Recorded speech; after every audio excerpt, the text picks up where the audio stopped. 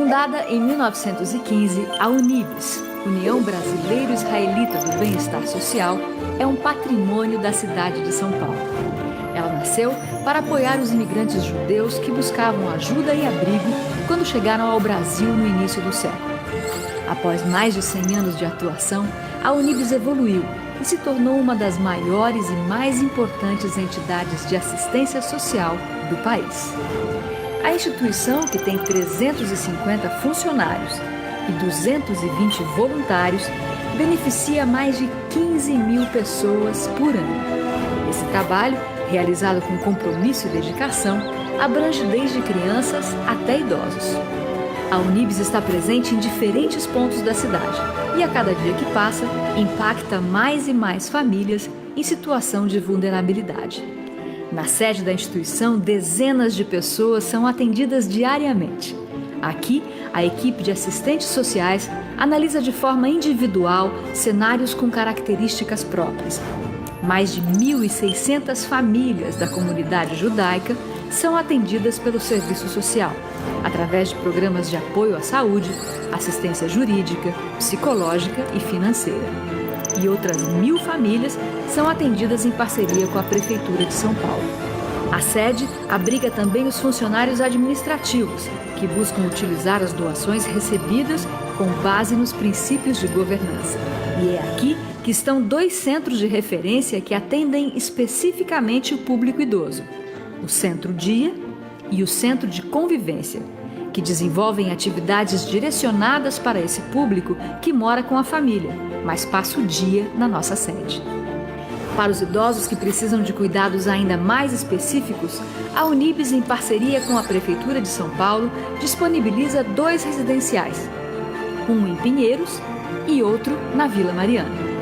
Aqui, eles recebem proteção social integral com relação à moradia, alimentação e cuidados com a saúde. Na creche são atendidos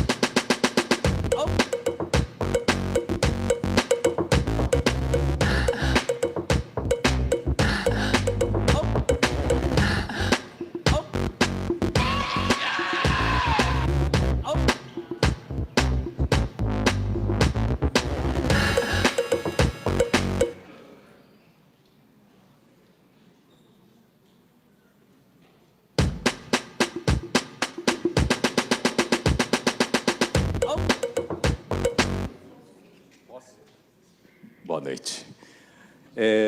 Eu sou Bruno Assami, diretor aqui da Unibis Cultural, e é um enorme prazer recebê-los no nosso primeiro evento do ano de 2020, abrindo essa temporada de uma programação que a gente dedica à cidade de São Paulo, graças à iniciativa da Unibis, uma organização centenária na cidade de São Paulo, que acreditou que a grande agenda do século XXI seria a transformação desse indivíduo no seu papel na própria sociedade. Então, com isso, ela me convida em 2015 para idealizar esse projeto, e esse projeto, então, completa essa jornada em 2020 com uma programação bastante robusta. Espero que todos vocês possam acompanhá-las com as novidades. São mais de 2.000 eventos por ano, então a gente imagina que alguma dessas atividades possam fazer sentido, além dessa noite maravilhosa com Isaiah Weinfeld. O História Contada é um projeto que nós idealizamos como um projeto de memória. Memória em homenagem a toda a trajetória da comunidade judaica na cidade de São Paulo. E nós dedicamos ele ao Museu Judaico, anteriormente ao Arquivo Histórico Judaico, que foi incorporado pelo Museu Judaico mais recentemente. E mensalmente nós temos convidados que ilustram um pouco esse protagonismo de contribuição para a nossa cidade. E, evidentemente, que para um projeto desse, nós precisávamos de uma pessoa que desse essa robustez e essa pluralidade ao projeto, na medida em que os entrevistados são das mais diversas áreas. Tivemos aqui desde presidente do Banco Central, empresários, a chefes de cozinha. Tivemos atores, músicos, literatas, editores, enfim, uma gama enorme de pessoas. E hoje é incrível, né? Nós estávamos lá em cima conversando, que esse projeto, por ser um projeto de memória, a gente sempre escolhe o auditório, que é lá embaixo, que é um espaço mais intimista, menor, para 50, 60 pessoas. mas como vocês perceberam, vocês mesmos, nós tivemos que ceder a essa estratégia do evento, na medida que ficou incontrolável essa demanda de todas as pessoas que solicitavam o acesso ao projeto a vir conhecer essa entrevista. Então, ele perde um pouco essa característica intimista, mas, evidentemente, que ganha a oportunidade de nós estarmos perto desse entrevistado de hoje. E o que me chamou muito a atenção, como diretor aqui, é que é um arquiteto. Isso que me deixa mais extasiado. Pensar que um arquiteto consegue mobilizar a percepção de tantas pessoas na nossa cidade e tanto interesse por tê-lo mais próximo do seu conhecimento.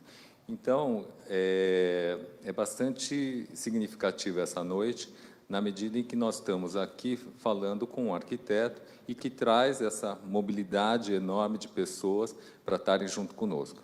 Então, Isai, queria agradecer imensamente você por essa iniciativa, por ter aceito esse convite. Tivemos esse momento também, num outro momento, já com a Nathalie Klein e com o Tufi, mas aí, pessoas da moda, com uma participação comunitária muito forte, enfim, aí com vários vieses, né, que poderiam até justificar essa demanda. Mas, realmente, quando você pensa no arquiteto, me deixou bastante impressionado. E, falando em arquitetura, não posso deixar de dizer que esse espaço foi idealizado pelo querido amigo Felipe Crescente, que está aqui. Então, Felipe, muito obrigado por essa generosidade de ter oferecido esse espaço para nós. A cidade de São Paulo ganha. E também não posso deixar de agradecer o querido Ricardo Bassiste, que nos ofereceu a biblioteca, que é um centro de leitura no térreo para deficientes visuais. Então, também é um projeto que a gente tem bastante orgulho. É um centro de leitura para deficientes visuais, com uma tecnologia bastante sofisticada, que veio de Israel, e o Bassiste também ofereceu esse projeto para nós, e é um dos nossos projetos também aqui na casa. Então, como vocês podem ver, é uma casa de muitos arquitetos, o próprio prédio, Roberto Loeb, né, não podemos deixar de mencioná-lo, e parece que a noite laureia tudo isso. E não posso deixar, então, agora de pedir à Mona que assuma a casa e faça as vezes ao nosso convidado. Obrigado.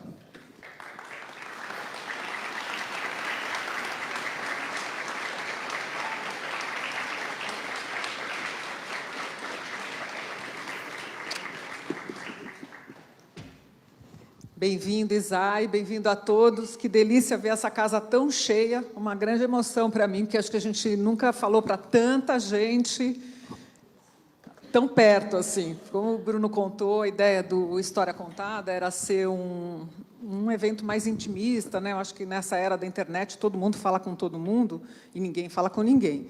Então, os encontros presenciais são bacanas porque a gente pode se olhar olho no olho, fazer pergunta, e a ideia é que a plateia participe também com a gente. Acho que esse é um pouco o sucesso do História Contada, que está entrando no seu 5º ano como a casa, é um dos projetos da casa, e eu fico muito feliz de ver tantos amigos, muitos desconhecidos que estão aqui pela primeira vez. Então, eu já vou informar que todos os vídeos das entrevistas do História Contada, quase todos, alguns a gente, no início, não filmou, estão no YouTube, na página da Unibis e na minha. Então, vocês podem acessar as outras entrevistas que são muito interessantes. E quero agradecer a presença de vocês nesse...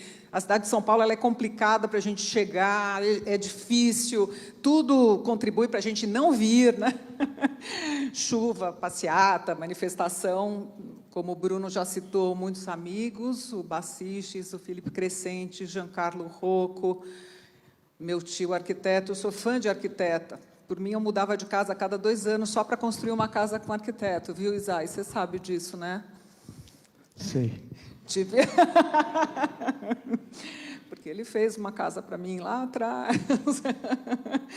Bom, gente, acho que muita gente aqui conhece o Isai, mas como a gente está na internet, e essa entrevista poderá ser acessada depois por vocês, eu quero então, apresentá-lo rapidamente. Em primeiro lugar, muito obrigada por ter doado o seu tempo, Isai. Eu que agradeço. Boa noite. Obrigado pelo convite, Mona, Unibis. Obrigado por vocês terem vindo. Eu estou muito feliz, já valeu o seu convite por uma razão muito específica. Eu não sei se vocês repararam, mas eu entrei aqui apontando umas pessoas, e eu adoro isso nos candidatos americanos à presidência da República. Eu sempre observo que eles entram e apontam para as pessoas. Eu sempre quis fazer isso na vida. E você me deu essa oportunidade. Muito obrigado. Bom, a gente vai falar do humor do Isai, vocês já viram, né? Que isso é um traço dele. Eu acho que as pessoas estão tendo mais, inclusive nessa era digital, mais necessidade da presença mesmo. Então, eu acho que os encontros pessoais são muito legais mesmo. Esqueci uma arquiteta que está lá sentada, que é a Tema Padlajan, e devo ter esquecido um monte aqui, porque eu não estou enxergando todo mundo. Bom, começando pelo Isai, então. O Isai é formado pela Universidade Mackenzie, tem vários prêmios recebidos ao longo de mais de 40 anos de carreira, né, como o prêmio Rino Leve, concedido pelo Instituto de Arquitetos do Brasil, o prêmio da 6ª Bienal Internacional de Arquitetura de São Paulo e o prêmio da revista inglesa Architectural Review. Ele já perdeu a conta de quantos projetos ele já fez. Perguntei para ele na nossa pré-entrevista.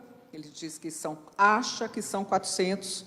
E, aliás, ele acaba de me contar que ele acaba de inaugurar em Nova York o primeiro prédio, né, de brasileiro, depois de Niemeyer, feito em Chelsea. Eu queria que você falasse, vou interromper um pouco sua apresentação, que nos contasse desse projeto recém-chegado. Um dos motivos que eu não consegui fazer o Isai, porque ele tem uma agenda muito complexa, viaja o tempo todo, nunca se sabe quando ele está aqui, quando ele está fora, porque teve fazendo muitos projetos internacionais nos últimos tempos, em paralelo com os projetos aqui na cidade de São Paulo. Então, a gente vai falar muito também da cidade de São Paulo, das construções, mas queria que você nos contasse desse seu prédio, porque tem um livrão, que, aliás, precisaria pedir minha bolsa, que eu quero mostrar o seu livro, onde tem os projetos, e esse prédio não está lá. Então, se você puder nos contar sobre ele, Isai, porque eu acho importante a gente ter agora um arquiteto brasileiro em Nova York, depois de Niemeyer, né? Afinal, tem uma legião de gente boa, né?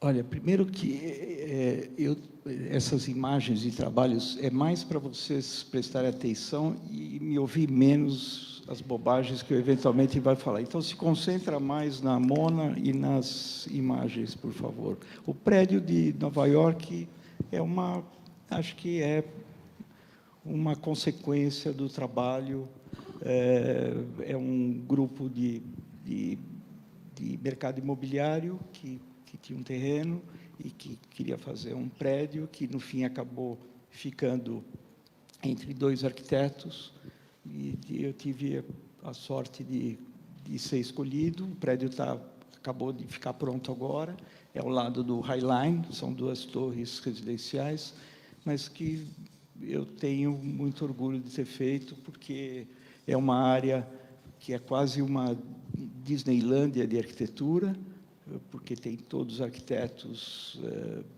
construindo, então estar no meio deles é um orgulho. E é um prédio residencial ou corporativo? Não, residencial. É um prédio residencial, com comércio embaixo, e são 36 apartamentos.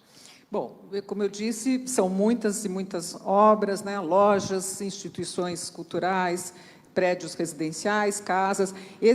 O Isai está retratado em 3 publicações. Essa aqui é a última, né, de uma editora, foi editado lá fora, né, que é a Gestalten, alemã. Tem muita coisa aqui dele, recomendo a todos. As escadas que me fascinaram, vamos falar delas. Você falou no High Line, a gente vai falar aqui do nosso Minhocão, que muita gente compara ao High Line. E eu queria dizer que foi a paixão, né, pelo cinema que levou o Isai a experimentar, desde cedo, com uma arte que ele associa à arquitetura, que é o cinema, né? Então, ele fez 13 curtas-metragens, junto, em parceria com o Márcio Kogan, e um longa que acabou virando cult entre os cinéfilos, que é o Fogo e Paixão. Quem aqui nessa sala assistiu Fogo e Paixão? Deixa eu ver aqui. Então até aqui temos. Então foram vocês? Pode, por favor. Espera, vamos interromper aqui. Vou fazer um relato particular. Eu conheci o Isai não como arquiteto, mas como cineasta. Chega o pessoal dele para mim e fala assim: Bruno, nós estamos fazendo um filme de um cineasta, Isai Van Feld, e nós estamos precisando de 20 japoneses descolados na cidade de São Paulo. Bom, me senti um pouco lisonjeado por estar entre os 20, mas aí foi engraçado, porque eu tive que acionar vários amigos naquela época. Que ano foi, Isai? 87. Pois bem, então já naquela época eu tive que ir em busca de japoneses descolados na cidade de São Paulo, e foi aí que eu conheci o Isai. Você gostou mesmo do descolado, né?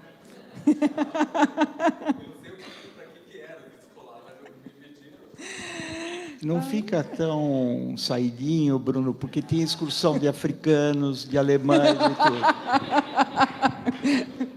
Bom, da mesma forma que o Bruno interrompeu, eu queria reforçar que vocês podem interromper essa conversa a qualquer momento e fazer perguntas. É só levantar a mão, se apresentar, porque a gente está gravando, e fazer uma pergunta curta, nada de dissertação. Bom, cinema e arquitetura podem não ter uma relação muito evidente para a maioria das pessoas, mas na trajetória e na carreira do nosso convidado, trata-se da mesma arte, como eu disse. Pensar os espaços, a luz, o movimento, como num filme. É isso que o move.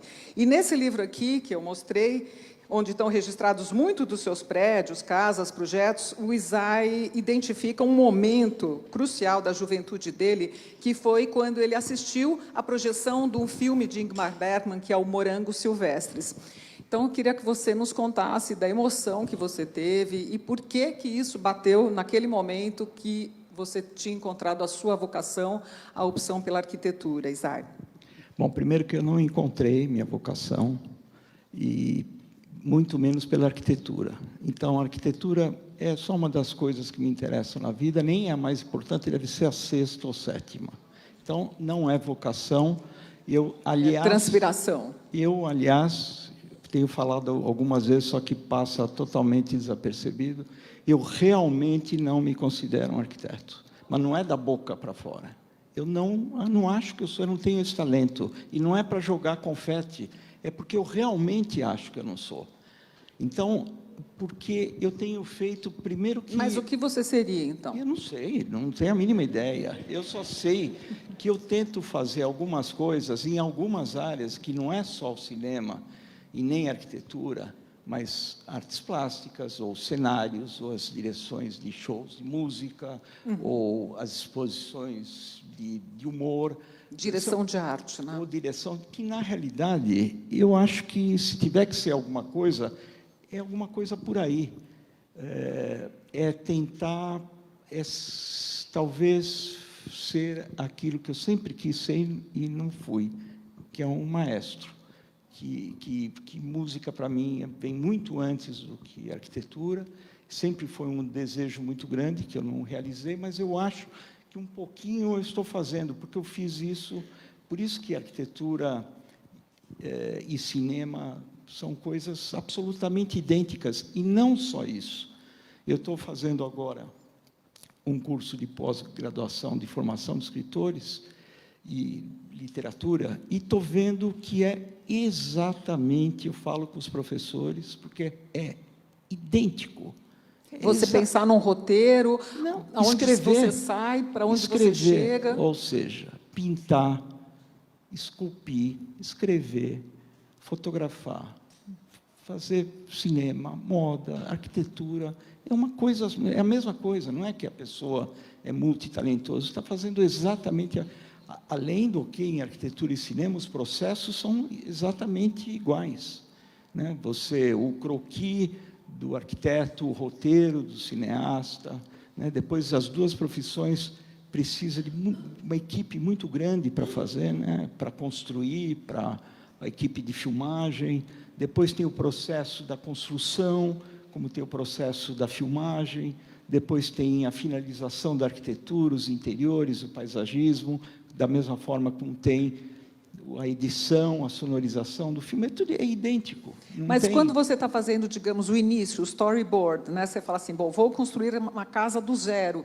Você já envolve toda a sua equipe ou você fica ali quebrando a cabeça sozinho por um momento, que é esse momento da inspiração e que esse tio que está aqui falava, Mona, é 10 minutos de inspiração e 90 de transpiração, como é no seu caso? E acho que é 1 minuto de inspiração, o resto é transpiração. Mas não sou eu só. Então, é o escritório. Um time. É o time e, para te falar a verdade, é muito mais o time do que eu. Eu, às vezes, surge alguma coisa. Então, mas a gente começa, a equipe, todo mundo junto, e as coisas vão saindo. Evidentemente, quantas pessoas trabalham com você? Agora, 30. E o que eu acho é que, eu acho que talvez seja uma das únicas coisas boas. Eu não estou me sentindo muito confortável, que eu estou de costas para você, mas também, se eu ficar assim, eu fico assim. tonto. E o que eu tenho sentido é que, com a idade, eu estou precisando no escritório menos tempo físico para resolver as coisas, e as opções que eu tenho para resolver, elas são muito mais claras agora. Então, isso é uma grande diferença que eu estou vendo com a idade numa profissão como arquiteto. Para mim, hoje em dia, é muito mais fácil, é incrível. Isso por quê? Pelo arsenal de repertório que vocês já construíram com tantas obras, com algumas padronizações, ou porque a internet, que é tão disruptiva em tantas profissões, que arrebentou com várias profissões, ela te traz hoje, ela amplia o repertório, né, ad nauseam, você tem tanto conteúdo publicado de arquitetos do mundo inteiro. Por que você sente que hoje é mais fácil? Olha, é a experiência mesmo? Primeiro, eu acho que é a experiência, mas é o escritório, desde o primeiro dia, sinalizou para quem quer que fosse que eu não consigo ficar dentro de uma casinha. Eu não sei fazer uma coisa só, eu não gosto. E dentro da arquitetura também. Então, eu achei sempre muito maçante a perspectiva de eu ter que me especializar em alguma coisa. Então, desde o início, eu sinalizei que eu poderia fazer casa, como eu poderia fazer prédio, como discoteca, porque centro cultural. Qualquer pessoa pode fazer, quer dizer, dentro da sua área, é tudo a mesma coisa, não faz diferença. Então, se alguém vai te chamar para fazer um cabeleireiro, você aprende qual é a posição da cadeira para lavar o cabelo. Não no meu caso, mas de uma pessoa normal, você aprende, isso se aprende. Agora, como fazer um cabeleireiro bacana, que leve as pessoas lá, que tenha alguma coisa que mexa com as pessoas, isso você não aprende, isso você tem ou você não tem. O resto você aprende. Então, tirando coisas que eu jamais faria na minha vida por medo, tipo aeroporto e hospital, são duas coisas que eu insuportáveis. O resto, eu acho que poderia fazer qualquer coisa, e não é por causa de talento, realmente. É porque é a mesma coisa, não tem diferença. Mas o que eu acho que me ajudou muito, que eu acho que é a coisa mais importante, vamos dizer, para mim, eu comigo mesmo, a minha maior virtude é a curiosidade. Então, meu mundo não é só esse. Então, quando eu sento na mesa, eu nunca quis pertencer ao grupo de arquitetos, no sentido ou de cineastas, entende? Eu me sentia mais à margem, eu não me sentia, porque só se fala disso, da sua própria profissão. E eu queria falar e queria conhecer outras coisas. Então, meu mundo se ampliou muito por causa da minha curiosidade. Isso é muito importante no trabalho. Isso se refletiu sobremaneira em tudo que eu fiz. E isso ajudou tecnicamente, vamos dizer, vou te dar um exemplo. Como a gente já fez de tudo, chega uma hora de um cliente nos chamar, como a família Ling, para fazer o Centro Cultural em Porto Alegre. Então, eles chegaram e falaram, eu queria muito que você fizesse, mas você já fez um Centro Cultural? Eu falei, não, porque tem isso, as pessoas têm um pouco de... Temor, né? Que é totalmente infundado. Isso senão não teria feito Hoje, imagina, você vai redobrar Não, a senão, sua criatividade e esforço para fazer uma coisa bacana, porque é a primeira vez que você está fazendo. Tem que dar uma chance. A gente acho que já fez 10 hotéis, mas quando fizemos o primeiro, alguém acreditou que foi o Rogério Fasano, e daí começou. Mas agora a gente é super experiente, tem que começar. Então, o que eu estava falando?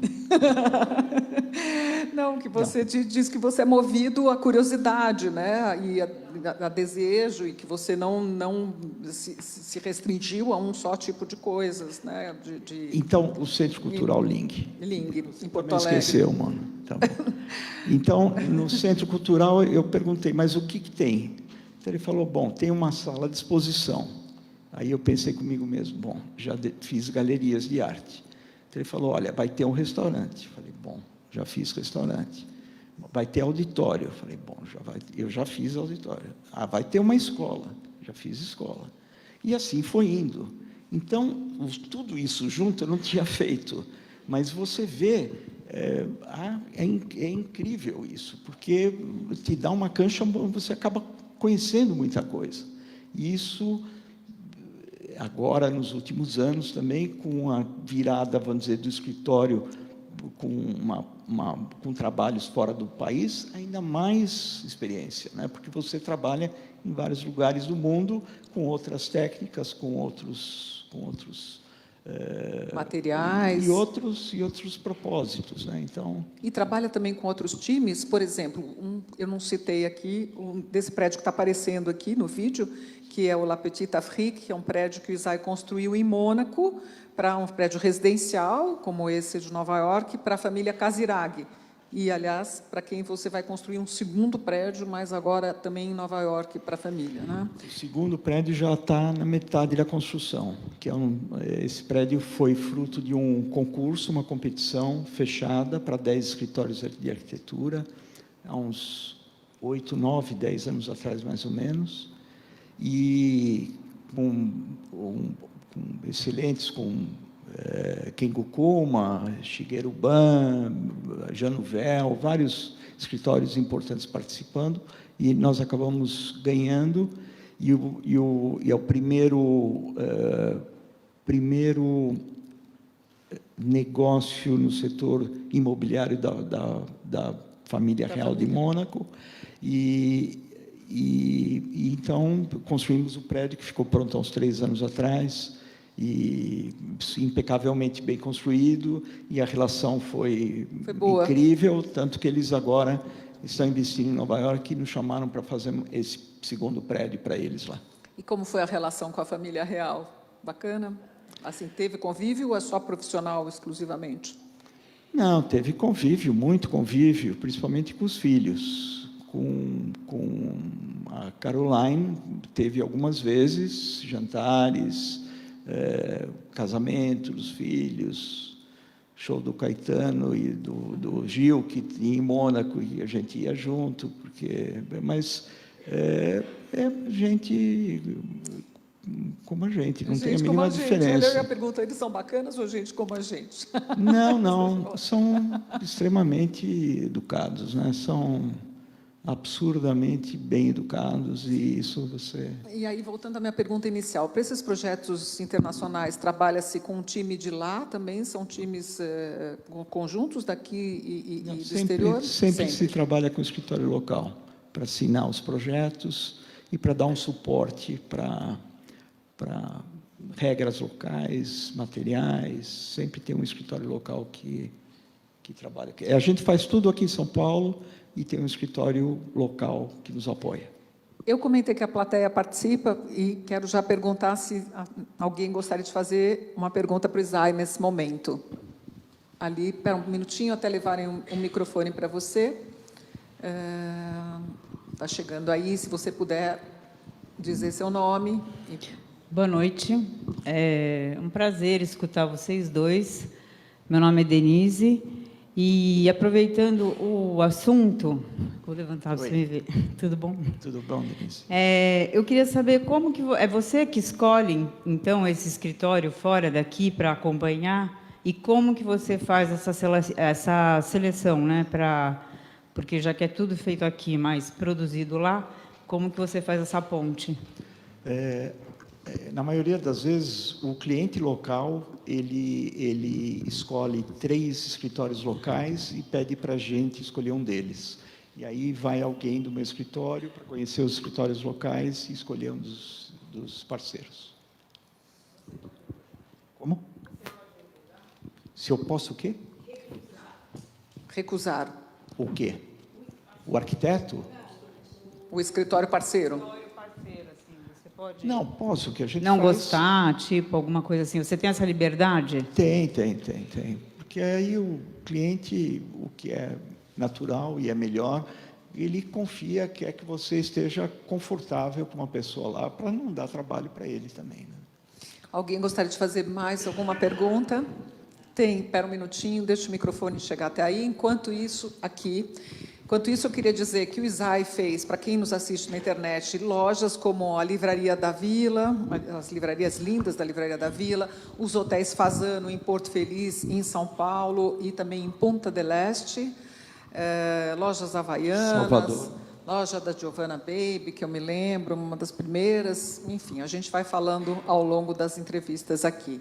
E muitos prédios em São Paulo. Eu me lembro daquele prédio que teve um destaque também para um armênio, ali na Alameda Santos, onde tem o Teatro Unimed, né? Um prédio grande, enorme. Né? Santos Augusta, na esquina da Augusta com o Santos. Que acho que foi o último prédio aqui em São Paulo, né? A Veja deu um destaque grande para esse prédio.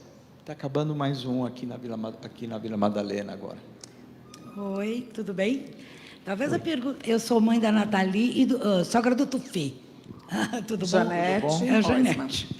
Então, eu vou fazer uma pergunta que talvez não seja um momento adequado para fazer, mas você era do Bom Retiro, né? Sim. Eu também. E quanto que o Bom Retiro te influenciou? Assim, em termos de arquitetura, de ver... Porque era um bairro simples, muito pobre, né? E o que você enxergava nas construções do Bom Retiro, se isso te deu alguma influência? Desculpa, acho que a pergunta não é exatamente o momento, mas eu gostaria de fazer essa pergunta. É sempre o momento, eu acho ótima a pergunta. Eu não sei te responder. O que eu sei responder é que essas coisas, quer dizer, o que eu sou hoje, o que cada um de nós também é um acúmulo de coisas que passamos durante a vida inteira. Então, eu tenho marcas profundas no bairro. Eu não sei exatamente o que ela influenciou no meu trabalho, né? Gastronomicamente, com certeza eu posso responder. Arquitetonicamente, acho mais difícil. Mas é um lugar que eu convivi, eu tenho voltado lá para ir, para frequentar, para comer de vez em quando, para ir até a Casa do Povo, que existia desde a minha época, meus avós moravam lá. Então, outro dia eu saí da Pinacoteca a pé, atravessei o Jardim da Luz, onde meu avô faleceu, teve um infarto no Jardim da Luz e morreu. Eu atravessei, fui até o prédio dele, depois fui até onde tinha a fábrica do meu pai, a loja do meu pai na Rua Silva Pinto. Mas eu me lembro mais, por exemplo, ao lado da loja do meu pai, tinha uma mercearia do Seu Vicente, que me fazia um misto quente maravilhoso. Então, essas coisas têm sido mais importantes ao longo da minha vida do que a arquitetura. Legal. Bom, a gente vai falar muito de São Paulo, porque você lembrando dessas coisas, bom, graças a Deus o Jardim da Luz ainda está lá, ainda pensei que lugar lindo para o seu pai, para o seu avô ter um infarte, né, no Jardim da Luz, que é um dos espaços mais lindos hoje do Bom Retiro. Mas São Paulo é uma cidade que acaba com seus marcos referenciais. Muitas pessoas, quando voltam, depois de anos, falam, gente, eu morei nesse bairro de tão descaracterizado que está. Então, eu realmente queria deixar um pouco isso para um bloco posterior e voltar ainda para a sua trajetória e essa ligação com o cinema. E lembrei do filme Parasita, que mostra uma casa assim primorosa, de uma arquitetura invejável e que é um filme, Zay, que você deve ter visto, porque até venceu todos os Oscars, né, esse ano, que mostra todos os conflitos desse século e todo o desconforto que um ser humano pode experimentar. Queria saber o que você sentiu ao ver o filme Parasita. Não, eu adorei o filme. como cinema e como ideia, eu acho que é uma das unanimidades desse ano, né? Tirando Drauzio Varela, a única coisa que eu me lembro que é unanimidade no mundo é Parasita, né? Que ganhou todos os festivais E o fato de estar numa casa muito parecida, que às vezes as pessoas falam assim, não, o filme se passa numa casa Laizai, que é uma casa, como eu disse, impecável, de linhas, né, de arquitetura perfeita, né? Parece que aquele mundo é um mundo onde tudo vai dar certo e tudo dá errado. O que você quer dizer com isso, Mônica? Seja mais clara. Não, se te causou um desconforto especial enquanto arquiteto, porque eu acho que o arquiteto, eu sempre digo isso, eu elogio, faço uma ode à arquitetura, acho que casas feitas por arquitetos são casas que têm charme, borogodó, gostosas de se viver. O arquiteto, ele pensa o espaço, é muito diferente de uma casa de engenheiro. Eu sei reconhecer quando eu entro, já visitei muita casa, sempre adoro passear pelos bairros e tal, eu entro nas casas que estão à venda para alugar, e eu fico olhando e eu logo reconheço, isso aqui é uma casa de arquiteto, isso não é uma casa de arquiteto, mas nesse sentido, sem nenhuma malícia. O fato de estar... Porque todo aquele conflito e desconforto poderia ter sido mostrado numa casa normal, não precisava ser aquela casa com aquela perfeição. Se isso te causou alguma coisa em especial, estou falando pela sua relação com o cinema e com a arquitetura mesmo. Não. Ok. O cinema continua te inspirando? Acho que tudo, o tempo inteiro, não só cinema. Inclusive, você falou, Isaac, que você gosta de muitas outras coisas, né? Não só arquitetura, e voltou a aprender italiano, música, alemão e fazer o curso de literatura também. Quando que você arruma tempo para isso, para se dedicar? O que essas coisas trazem para o seu ofício? Não, primeiro, como eu falei, eu sou curioso e eu tenho sentido, com o passar dos anos, uma vontade cada vez maior em aprender. E tem muita coisa que eu não aprendi, que eu tenho vontade. E ainda é tempo, então eu remanejei meu dia, partindo disso que eu falei, que eu, ao invés de demorar 4 horas para 6 horas para resolver as coisas do dia do escritório, eu faço em menos tempo, porque, pelas razões que eu já expliquei, sobrou mais tempo para eu fazer coisas que eu sempre tive vontade e não tinha feito. Então, você acha tempo para tudo. Eu acordo muito cedo, chego tarde, mas faço aquilo que eu tenho vontade, que estou feliz em fazer isso. Para isso você arruma tempo, né? E que música que música que instrumento que, na verdade, por que lado te pega a música? Não, a música é fundamental na minha vida, mas eu, da mesma forma que a arquitetura, eu não tenho um lado da música que me atraia mais. Eu gosto de música clássica, música hip hop, então vai de A a Z, e as aulas são sobre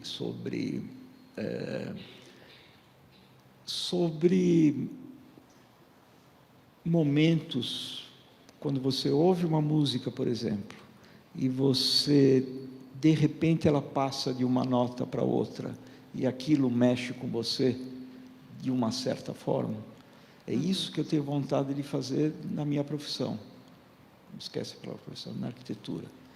Então, entender como funciona isso na música, que me pega de uma forma tão forte, e tentar passar isso daqui para o trabalho que eu faço. Então, acho que tudo que eu aprendo vai para um funil e sai. Hoje em dia sai em projetos de arquitetura, mas poderia sair em qualquer coisa, como eu falei, né? Num texto, eu não sei pintar, mas poderia, se eu fosse um pintor, poderia sair por aí. E tem algumas coisas, por exemplo, que tenho muito forte na minha vida, talvez a característica mais forte seja o humor. Apesar das pessoas não acharem a mínima graça em mim, mas ainda mais no meu escritório, que eu falo o dia inteiro bobagem, ninguém ri, eu não entendo o porquê. Então, eu não seria muito bom nessa, mas eu tenho isso muito forte. E isso eu tenho que sair de alguma forma. Isso não é através da arquitetura, né? Porque através da arquitetura você pode fazer dar um você pode sorrir, mas não é uma coisa engraçada, a não ser que você erre totalmente. Senão, não é. Então, eu preciso de outros caminhos para expressar ou tirar esse lado que para mim é tão forte. Então, Vamos entrar agora já no bloco da... por favor. Eu também queria uma sobre arquitetura ainda, Mona. Sim. Então, onde é que está o microfone? Posso fazer uma do... Faz a pergunta, depois a gente traz o microfone aqui, tá? Só para não sair do eixo da arquitetura. Isaia, um pouco também para ajudar jovens arquitetos que estão iniciando, que provavelmente ou estão aqui presentes ou estão no online. O Brasil é feito de duas grandes escolas arquitetônicas, né, que é o Brutalismo de São Paulo e o Niemeyer do Rio. E essas duas escolas são escolas muito longevas, o que muitas vezes, se você não está dentro dessas escolas, fica muito difícil para um outro jovem iniciar uma narrativa criativa do seu trabalho. Queria que você pudesse tentar rememorar um pouco o início da sua carreira, com um jovem tão cheio de ideias, tão potente, e tendo que atravessar esse diálogo com duas escolas tão consolidadas na estrutura arquitetônica do Brasil. Obrigado pela pergunta, Bruno. Eu acho que começou, por isso que eu falo de não me considerar arquiteto, começou na faculdade, a faculdade já te dirigia para isso, né? Você tinha que fazer os trabalhos à maneira de. E isso já me incomodava desde a época da faculdade. E a faculdade também, ela te coloca questões práticas que pelo menos naquela época, que te impediam de fazer a única coisa que eu acho que é importante fazer numa faculdade, que é sonhar, é tirar o pé do chão, porque é aí que começa tudo, né? Quando você não tem amarras. Porque se você começa já no segundo, terceiro ano da faculdade a fazer um projeto dentro das regras do que vai acontecer com a tua vida aqui fora, que poderia, teoricamente, ser o correto para te preparar para essa vida, eu sempre achei o oposto. É o momento da viagem, é o momento do sonho, é o momento de você se libertar, de você deixar as coisas acontecerem. E o resto, quando chegar a essa época de você ter que colocar 2,40 metros, porque não pode ser 2,50 metros, você coloca. Mas se você só estiver na faculdade e ter que fazer projeto com 2,40 metros, você nunca mais vai saber fazer de outra forma. Então, os trabalhos que eu fazia, eu passei na faculdade raspando, porque eu tirava 0, mas também tirava 10. Então, eu passava raspando porque tinha professores que detestavam e outros que adoravam, que achavam que eu podia ir para frente. Mas foram 5 anos de muita briga, no bom sentido, minha lá dentro. Tanto eu quanto o Márcio Kogan. Nós tivemos uma passagem bastante marcante na época da faculdade. E agora mesmo, uma revista daqui de São Paulo, que eu acho que desistiu de publicar, está fazendo um trabalho interessante, que era pegar trabalhos dos arquitetos da época da tese de faculdade, Então, eu falei, olha, eles ligaram pedindo se eu não podia mandar para publicar a minha tese da faculdade, o projeto e tal, não sei o quê. Eu falei, eu posso, mas eu só tenho a foto da maquete. Eu falei, tudo bem e tal, é uma privada. Uma privada? O projeto de tese da minha de finalização era um projeto de uma faculdade de arquitetura, e levei uma privada branca. Então, isso foi há 5 anos da minha vida na faculdade. E isso me ajudou muito, muito. Então, principalmente, respondendo a sua pergunta, para eu tentar trilhar meu próprio caminho. Por isso que eu falei que eu sinto muito orgulho de não me encaixar em nenhum lugar, nenhuma escola de arquitetura, escola no sentido de nenhuma escola de arquitetura daqui. Com muito orgulho mesmo, de ter trilhado, para o bem e para o mal, goste ou não goste, isso é tudo normal em qualquer profissão pública. Você faz o trabalho, um gosta, o outro não gosta, é assim mesmo, não tem problema nenhum. Mas, pelo menos, tem um caminho. E outro dia, falando numa faculdade de arquitetura, eu percebi que tinha uns alunos, falei, foge, porque estão fazendo coisas do tipo do Isai. Falei, pelo amor de Deus, não me sigam, fujam para outro canto. O que eu faço não tem a mínima importância, não interessa, daqui a pouco derrubam, não tem problema nenhum, não precisa preservar. Eu estou passando por aqui, como a gente está passando, estou tentando, quem me chama, fazer as pessoas que me chamam felizes dentro daquilo que eu posso. Já não chega, já não é suficiente. Mas as pessoas têm medo de arriscar, né? E, nesse sentido, a internet é ruim, né? Porque ela induz a cópia, né? De uma certa hoje forma. Tem uma coisa muito imagética de repetição e que é uma pena, né? De você estar sempre ligado e acabar vendo como as coisas são feitas. E mesmo os grandes profissionais hoje da área, se você chega e com o tempo você vai apurando aqueles pessoas que ficaram muito famosas no mundo inteiro fazendo obras, quando você chega perto e você vai vendo o processo de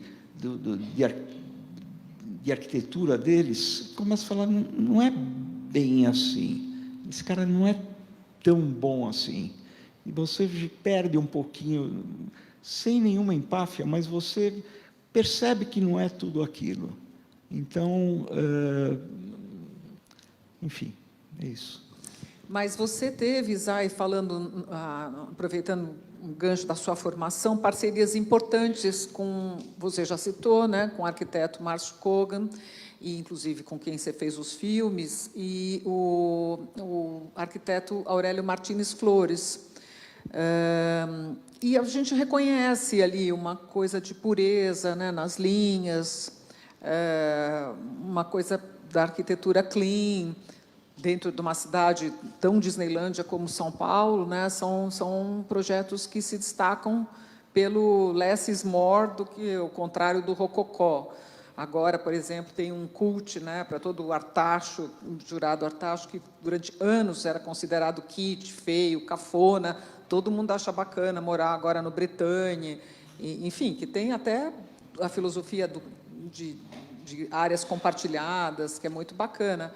Mas, durante muito tempo, eu gostei dessa pergunta, Bruno, porque acho que para os arquitetos tinha as referências, né, de Niemeyer, o que se ensinava na escola, né, dos anos 60 e 70, e depois uma coisa horrenda que se viu de neoclássico pela cidade de São Paulo, essa arquitetura cafona, meu tio sempre falava, né, de prédios gregos, estilo mediterrâneo, que não tem nada a ver com o Brasil, né? Quer dizer, isso, a própria cidade, ela não contribui para você aprender. E hoje a gente está vivendo um momento diferente, né? Então, duas perguntas. Primeiro, que importância tiveram na sua trajetória Márcio Kogan e Aurélio Martins Flores?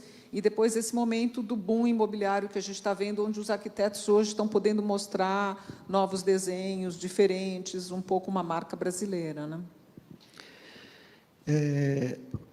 Bom, o Márcio não foi uma influência porque ele tem a minha idade e... Parceria, né? Foi uma parceria muito pequena em arquitetura, total em cinema e completa em pensamento. Quer dizer, é a pessoa que mais completava, quando a gente se reencontrou na época do cursinho, as minhas ideias, porque não era normal achar um garoto de 18 anos depressivo, que gostava de Bergman e gostava de um bom mundo preto e branco e não colorido com essa idade. Então, ele me achou e eu achei. Então, isso foi uma coisa que acontece uma vez na vida. Então, que eu aprendi muito com o Márcio, e acho que ele comigo também, é a troca que a gente teve e a afinidade de pensamento do mundo em geral, né? Dos valores e tudo mais. Agora, eu comecei com o Jacob Rusti, que era um arquiteto suíço, que foi introdutor da cadeira de arquitetura de interiores aqui no Mackenzie, um cara absolutamente genial, que eu trabalhei com ele, e ele faleceu prematuramente, e eu acabei ficando sócio em 73, quando eu abri meu escritório, que eu não era formado, estava no 3º ano da faculdade, com o sócio dele, Lélio Machado Reiner, que era um excelente arquiteto, que era o sócio oculto que o Jacó que aparecia, e eram só eles dois. E eu acabei, Jacó morreu, e eu, muito garoto, fiquei sócio do Lélio, que foi meu primeiro sócio. Logo depois, fazendo o meu primeiro trabalho, o Aurélio Martins Flores, na época, ele trouxe a Knoll International para o Brasil, e ele era o editor da revista Casa Vogue. E ele... olha que coincidência, agora você não vai acreditar. Eu era um garoto, o Aurélio tinha 20 e poucos anos mais do que eu, e ele foi fazer um prédio, que ele achou que ele tinha feito um apartamento nesse prédio, e tinha um apartamento feito pelo Silvio Oppenheim, já falecido, que era um outro arquiteto entre a minha geração e a geração do Aurélio, e ele viu um apartamento que eu fiz, que foi a minha primeira obra na vida, no mesmo prédio, e ele resolveu mostrar 3 faces de arquitetura de interiores, né? 3 apartamentos vistos por 3 arquitetos. Um dos apartamentos era da sua mãe, feita pelo Aurélio, na Rua Melo Alves. E eu acho que o Aurélio gostou do meu trabalho, e, na época, o Lélio, que trabalhava para o Banco de Crédito Nacional, eles chamaram para fazer uma cidade fora de São Paulo, administrativa, que ia levar alguns anos, e já nessa época eu falei, eu não vou conseguir ficar num projeto só enorme durante 4, 5 anos, e aí o Aurélio me ofereceu começar um escritório com ele, e aí fizemos sociedade, eu era um garoto, e trabalhamos 7 anos e meio juntos. E, a partir daí, eu já segui o meu trabalho sozinho. Agora, o Jacó era um cara requintadíssimo, que me ensinou, principalmente, que a arquitetura de interiores não é uma coisa menor, é uma coisa odiada pelos arquitetos sérios. Quando chega nessa parte, não gostam de fazer a não, decoração. Porque acham que isso é uma coisa menor, é uma coisa de decorador, que eu sempre achei o oposto, eu acho tão importante quanto. A gente, no escritório, nunca fez um projeto sem fazer os interiores, sem fazer... eu me lembro que chegava há muito tempo atrás, chegava o dono de uma incorporadora para fazer algum projeto, queria pedir um prédio, e aí, como estava conhecendo e tal, quer fazer e tal, eu falei, ai, que bom, vamos fazer, nunca tinha feito e tal. Então, ele falava assim, eu falava assim, tem uma coisinha, tem o térreo, o lobby, você se incomoda se a gente fizer a parte comum do prédio, fizer os interiores? Então, ele falou, olha, geralmente a gente chama um decorador famoso para fazer os interiores, mas tudo bem, se você acha que você... Falei, se pudesse, eu gostaria de fazer. Aí eu falava assim, é o seguinte, vocês vão fazer um book, alguma coisa assim? Ele falou, vamos. Então, eu falei, a gente não faz isso aqui, mas eu poderia indicar uma empresa para fazer. Eu falei, olha, a gente está acostumado já com uma, mas, enfim, se você quiser. Aí eu falava assim, desculpe, paisagismo, a gente pode tomar conta disso e tal, isso aqui. Ele já ia se irritando, você já viu o sangue subindo aqui. E ele falava, bom, tá bom. É só, eu falei, tem um nome do prédio também, que eu tenho medo que você chame ele de Maison Fontainebleau. E aí eu não vou fazer. Então, ele desistia, porque ele não tinha essa visão que ele ia... Agora, assim, voltando, você vê que a direção de arte que é na completa, realidade, né? por isso que eu falo que eu não sou arquiteto, é coordenar uma série de coisas que é melhor para o cliente, dá mais força para o projeto, tem uma unidade de pensamento, né? Então, eu posso não saber como chama a florzinha que está aqui no canto, mas eu sei o que eu quero do projeto, né? Para causar, para juntar todas essas coisas e causar alguma coisa, né, impacto, nas pessoas. Né? Não importa o que seja, mas isso é muito mais forte quando você consegue fazer junto. Mas as pessoas não tinham essa cabeça.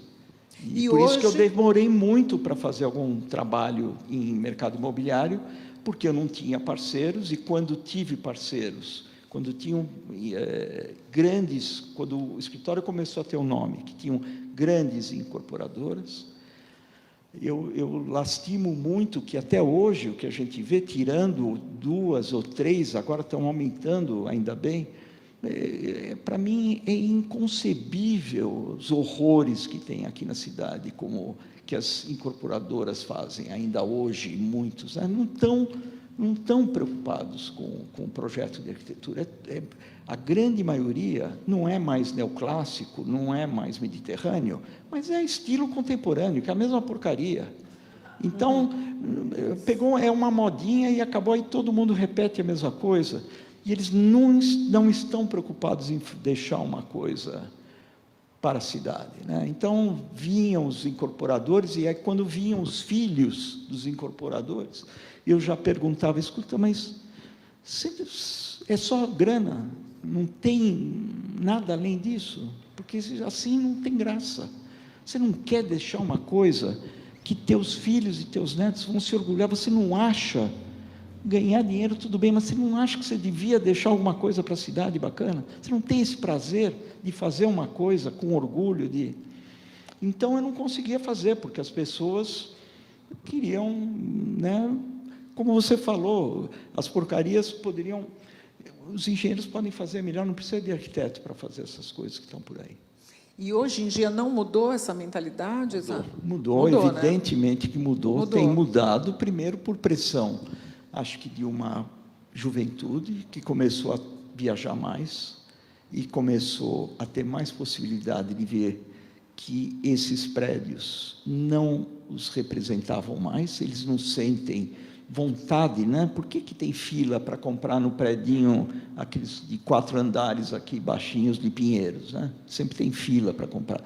Porque tem alguma coisa neles que os jovens te atraem, ou você, nós, que já é de outra geração um pouco mais velha, que também te atrai, tem alguma coisa. Então, é identificar isso e oferecer isso para o mercado. Então, naquela época, todos falavam que não faziam nada de arquitetura contemporânea porque não vendia. Quem vendia era neoclássico e mediterrâneo. Não é isso que acontecia. Eu falava, mas vocês já fizeram? Você quer apostar? Aposta, vamos apostar que vende. Você que tem um produto bom, você tem um produto bom. E eu acho que hoje isso mudou, tem mudado, né? Estão aparecendo depois talvez a pioneira seja a Ideias Arvos, e depois deles estão surgindo outras, né? O que é muito bom, porque está cheio de bons escritórios de arquitetura fazendo coisas boas. Assim. Acho que a Ideias Arvos, no sentido dos prédios com assinatura, né, de arquitetos, com projetos mais modernos e mais, assim, digamos, emocionantes, né? E, como você falou, que atraem a juventude, e talvez a Vitacom agora com essa mentalidade mais da economia compartilhada, que é os prédios com metragem de apartamentos de 50, 70, né, 100 já é uma mansão, né? Quer dizer, tem apartamentos da Vitacom com 25 metros quadrados, onde a maior parte das coisas são depois compartilhadas. Então, embaixo tem uma lavanderia, que é comum, a sala de ferramentas, que é comum, até o carro compartilhado. O Alexandre Frankel sempre fala disso. Bom, Mona, a gente pode compartilhar muito mais do que hoje em dia. A pessoa não precisa ter sua máquina de lavar em casa, a sua máquina. Então, são um espaço, você quer dar um jantar, você pode dar um jantar num salão de festas maior do prédio, né? Então, é interessante, porque eu falei do Jurado Artacho antes, e é um pouco o que ele já fazia isso, né? Você vê aqueles prédios em Higienópolis, tem altos salões de festa, cafés embaixo, e os apartamentos de vários tipos, de 20, de 60, de 120. O que você acha? Vai ser isso mesmo nos grandes metrópoles? A tendência é diminuir mesmo os espaços nesse nível, e a economia compartilhada, todo mundo topa isso? Vão mudar as gerações e isso vai ser mais aceito? Eu não sei se todo mundo topa, mas que esse é o caminho, eu não tenho dúvida nenhuma. Não tenho dúvida. Lugares menores, eu acho que uma coisa que está... e áreas comuns, né? Eu estava conversando agora mesmo com um cliente, e ele sugeriu fora do país, uma área de lounge no prédio, e ele falou aí que as pessoas podem ter seus apartamentos, mas elas ficam aí. E falou: por que os Starbucks estão lotados de gente? Por que está sempre cheio? Todo mundo com seu computador, é onde as pessoas querem se encontrar e conviver e trocar ideias, e é evidente que isso daqui está diminuindo por várias razões, né? Hoje em dia, as discussões são: você ter uma casa fora de São Paulo é a coisa mais insustentável possível. Você só de carro, de automóvel, para se dirigir até lá, o que você gasta de gasolina, o que você polui, até isso, quer dizer, não é... Eu não tenho dúvida que a cidade, puxando para esse lado, uma das coisas que ajuda... Eu estou muito incomodado, eu já falei que eu estou de costas, agora eu fico de costas para a mão. Não tem problema, acho que a gente tem que contemplar toda a audiência. Eu, de vez em quando, viro para cá, ela pode virar também. Eu esqueci que é giratório. Esqueci o que eu estava falando. Boa ideia. Ou vocês, né? Essa coisa da cidade que eu acho que está começando a acontecer, que ainda tem muita resistência, que tem que acabar. Espero que já teve aquela bobagem de Higienópolis, que as pessoas fizeram um abaixo-assinado que não queria estação de metrô no bairro, que é a coisa mais ridícula que eu já ouvi nos últimos anos. A cidade tem que ter, de uma vez por todas... mobilidade. E gente na rua. Quer dizer, isso tem que ter comércio no olho da rua. Não pode ter... Estou falando coisas que todo mundo fala, pode ser óbvio. Não pode ter grade, não pode ter... Tem que ter uma boa iluminação. As pessoas têm que estar na rua para a cidade ser mais segura, para a cidade ter... É impossível... Eu fui sair de uma cidade agora, que acabei de voltar fora do país, que eu não vou falar o nome da cidade, tinha que andar 6 quadras para achar um café, coisa que às vezes você tem aqui em São Paulo. Eu acho inadmissível, para mim é inadmissível. Os térreos dos prédios têm que estar lotados de comércio. Essa coisa, não vou morar num prédio porque tem comércio em casa, é uma coisa velha. Isso não existe, tem que ter gente na rua. A cidade é para isso. Você vê o que aconteceu no Carnaval, mais uma vez, acho que é o 5º ano de São Paulo, que é incrível, as pessoas tomam conta da rua, estão na rua, querem isso, querem se encontrar, e a cidade tem que ser das pessoas, isso daqui é fundamental.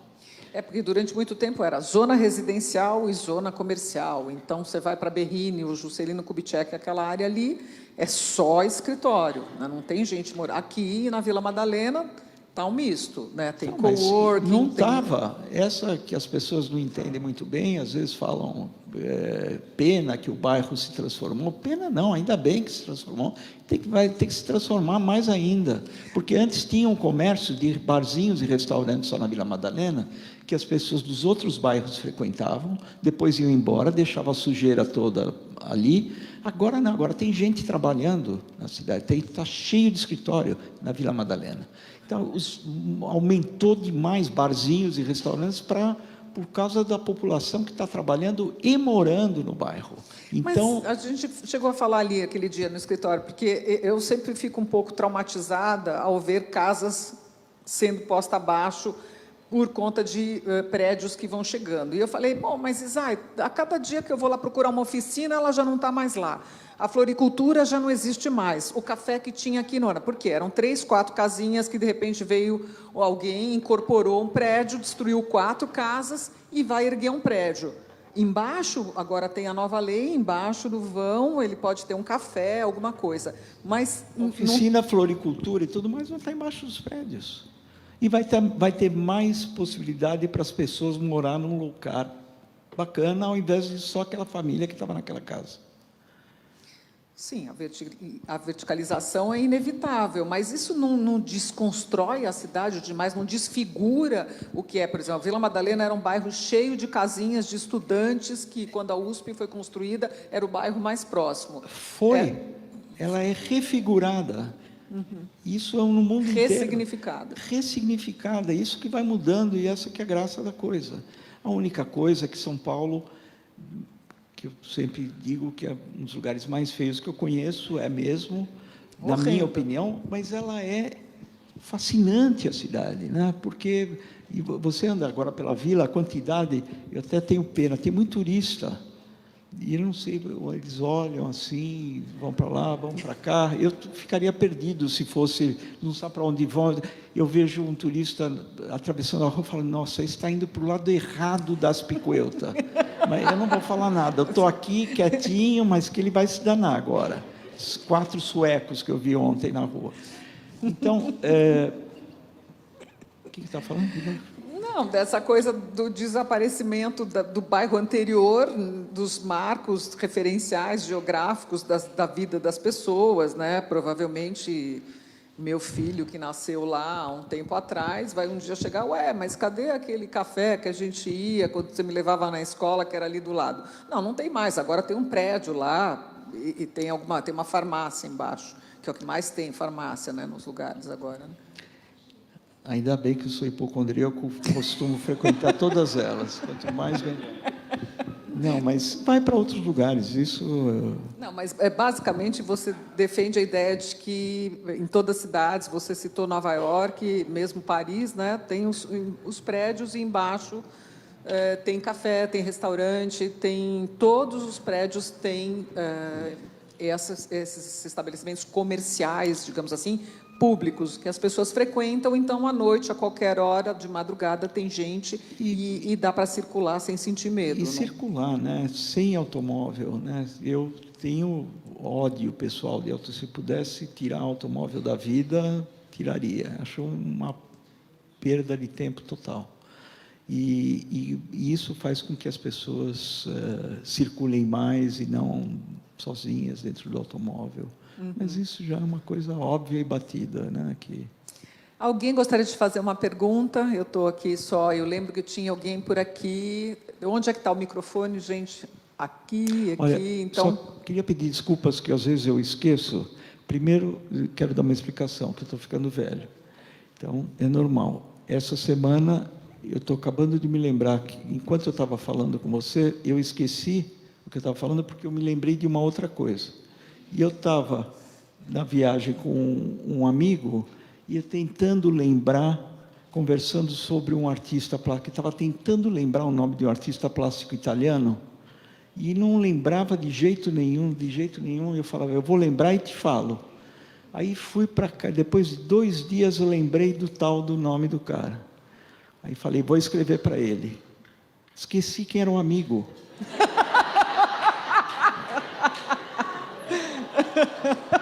Então, o negócio está sério aqui.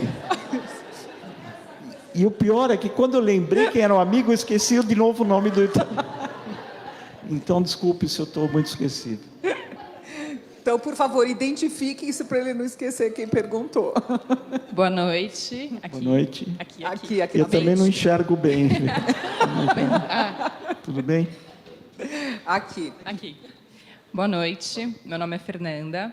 Eu queria saber qual foi o seu projeto mais desafiador. Aquele projeto que talvez tirou o sono, que até hoje lembra com certo frio na barriga, que tiveram vários obstáculos, enfim, que deu uma boa história. Teve algum que teve algum destaque que foi super desafiador? Não. Não, eu acho que todos eles têm Suas o mesmo peculiaridades. processo, cada um é muito diferente do outro, e isso é uma das coisas também que eu luto muito para fazer dentro do escritório. Quer dizer, cada um tem um cliente que tem uma cara, ele tem um terreno que tem uma cara diferente do outro terreno, as regras daquele local são diferentes das outras, ele tem mais ou menos dinheiro para fazer. Você tem as suas especificidades, né, de cada um. Então, na realidade, todos eles são desafiadores, para ser sincero. Então, não tem nenhum assim realmente que tenha dado mais trabalho, mas tem coisas que me fascinam fazer mais, né? Nós estamos agora, hoje é domingo, vai ser lançado o nosso primeiro projeto Minha Casa Minha Vida, do lado do Minhocão. Então, é uma coisa que também me orgulha muito, estar fazendo um prédio do lado do Highline, de alto luxo, e ao mesmo tempo fazer Minha Casa Minha Vida do lado do Minhocão, em São Paulo. Aliás, é isso que eu gosto de fazer, para te falar a verdade, né? São os opostos. Tudo que está meio no meio, assim, eu não tenho mais muito tesão em fazer. Mas o que está... Agora nós estamos fazendo também um centro um centro social que une educação, cultura e trabalho. Nos chamou para fazer a sede, que é a sede dos moradores de rua, bem no centro de São Paulo, no Viaduto Pedroso, e os encontros lá têm sido muito interessantes. Então, Isso é uma que eu reforma? gosto. Nós estamos fazendo uma casa luxuosíssima em Los Angeles e, ao mesmo tempo, fazendo isso aqui. É isso que, nos últimos anos, me deixa mais feliz em poder E o fazer. que tem de diferente o Minha Casa Minha Vida, feito pelo Isai Weinfeld, escritório? Não, primeiro que não tem nada, porque feito por Isai tanto faz, isso não é grande coisa, para te falar a verdade. O que tem é um prédio com as mesmas características, com uma área menor, com um custo menor, que essa é a graça. Como fazer? Você não pode fazer a coluna não sei o quê, você tem que chegar à estrutura do tijolo até o... Tem várias regras para a gente fazer o projeto. Isso que é a graça, é você resolver essas coisas com nessas condições, entende? É horrível falar isso, mas eu acho que a liberdade total me constrange, para te falar a verdade, entende? Quando você tem limites, é muito mais instigante o projeto, né? É bom ter limites para você saber até onde você... Mas isso só em arquitetura. Quem mais gostaria de fazer perguntas? Então tem... só um minutinho, onde é que está o microfone? Porque aí o microfone precisa fazer uma ordem, está lá atrás, então... Vamos ver uma pergunta lá atrás, depois vem para a senhora. Boa noite. Meu nome é Júlio e, na verdade, eu ia fazer um comentário anteriormente, que é o seguinte: tenho acompanhado de longe o trabalho do Isai Weinfeld e acontece o seguinte: quando ele mencionou dos incorporadores fazendo o neoclássico, acompanho isso também, sou incorporador, sou engenheiro, e aí a gente encontrou uma pessoa de coragem, uma pessoa que tinha muita coragem para se opor a tudo que estava na rua e fazer uma coisa nova, um conceito novo quanto à arquitetura. Honestamente, meus parabéns, porque o senhor mudou a cabeça de muita gente. com respeito a isso, aquele ser avançado, ser de ponta, modificar um pouco. E o segundo comentário, e aí eu acredito que seria interessante, e vem ao caso que estava falando sobre o comércio de rua e sobre tudo isso, a gente tem um problema. A gente vive dependendo do que o governo quer, do o que sejam as leis municipais. Então, hoje, a gente tem uma condição melhor de oferecer esse comércio de rua embaixo nos prédios. Por quê? Porque o novo plano diretor nos permite não utilizar essa área como área computável, essa área não computável. Igualmente, em determinadas regiões, a área, por exemplo, de coworking também não é computável. Todas aquelas áreas são favorecidas. E tudo isso veio em função de obter mobilidade urbana. Ou seja, o senhor mencionou o negócio da mobilidade, que o senhor não gosta de carro e tudo mais. E eu acho que a gente é refém, o senhor como arquiteto, eu como incorporador, a gente é refém da política pública. E, de alguma forma, a gente viu arquitetos, que não vou mencionar aqui, que estiveram trabalhando em cima do plano diretor, em cima de tudo isso, para conseguir que tudo isso seja possível. Então, como pode funcionar tudo isso numa cidade como São Paulo, que é tão grande, que é tão complicada, que é tão problemática e que está tão mal a mobilidade urbana? Bom, como pode ser feito para que funcione? Eu acho importante ter a participação dos órgãos que congregam os arquitetos, né? Mais presente nas decisões públicas, né? Como a ASBE e o CAL, que já fazem isso, mas de forma mais intensa, me parece, né? Então, e eu tenho certeza que